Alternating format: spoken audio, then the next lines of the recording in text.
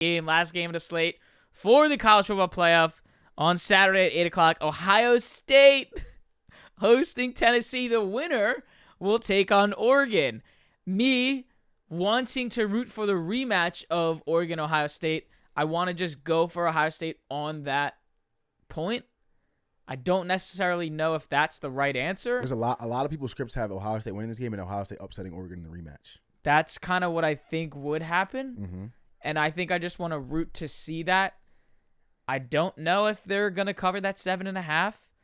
I feel like, and I don't do this a lot. I mean, I shouldn't say that. I rarely ever do this. Picking the team that I want to win, picking the other team to cover the spread.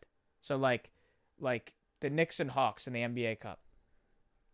I was rooting for the Knicks to win that game. Did I think they were going to cover 8 points? No, but I still took the 8 points because it was better. Like, it's something in the same kind of point of this. I'm rooting for Ohio State so they can just go and Ryan Day can get this rematch, but I do think Tennessee can cover plus 7.5. Right. That's where I am there. That's I believe that's the lowest total of the weekend. So what do you go? You go moneyline parlay it? Like, what are you talking to me?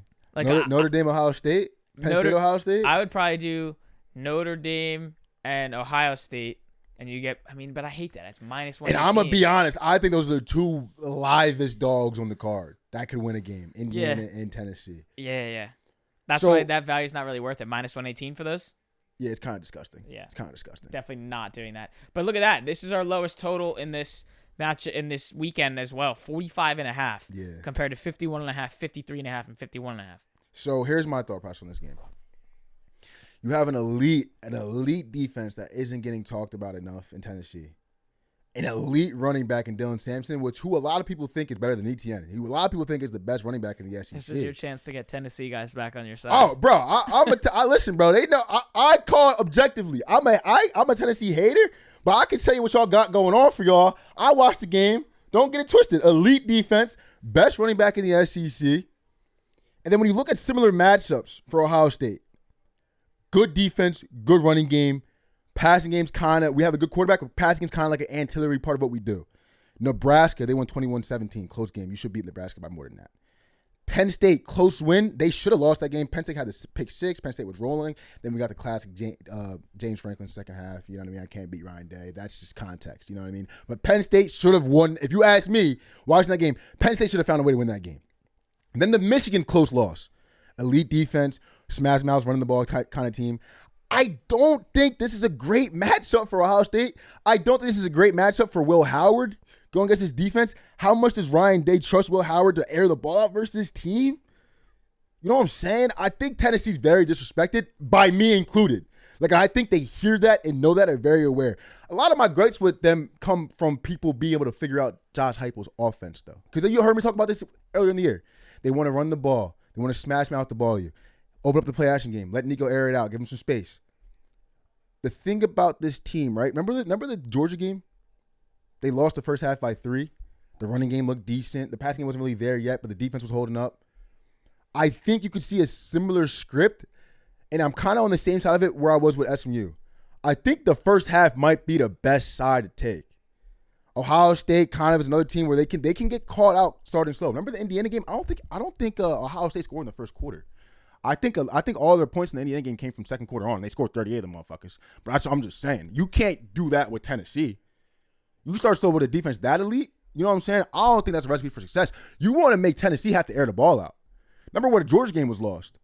Once it was 13-10 going to half, Georgia came out and scored. Then we had to start airing the ball out. And I like Nico, but their offense isn't built for that. Their offense is built to smash the ball, play action over the top. I think Tennessee actually matches up perfect with Ohio State. And listen, Tennessee fans, I know y'all got my main gripe with y'all is that y'all win this game, y'all gonna play Oregon. And Oregon don't deserve to play y'all if y'all win this game. That's my main gripe with y'all. I think the bet here is Tennessee on the spread, and I think the bet here is a little sprinkle on Tennessee on the money line. I think that's how can you trust these guys?